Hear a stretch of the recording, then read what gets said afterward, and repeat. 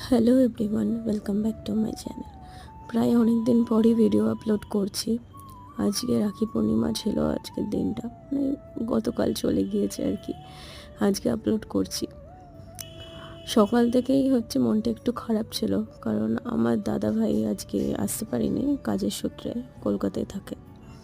তো সকাল থেকে ভাবলাম তাহলে গপুকে যখন রাখি পরাবোই তাই সকাল থেকে আমি আর মা লেগে পড়েছিলাম গোপালের ভোগ রান্না করার জন্য।